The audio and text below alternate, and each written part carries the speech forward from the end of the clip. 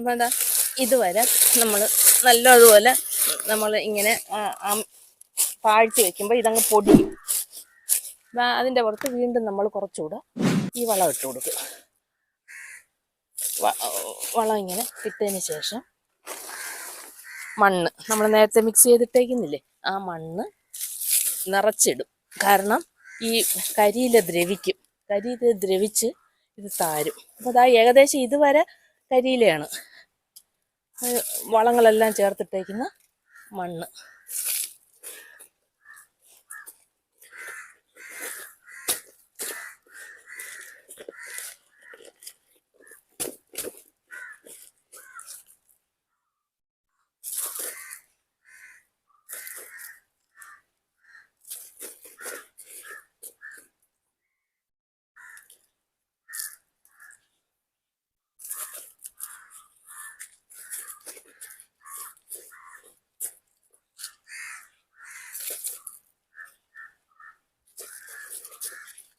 കണ്ടോ?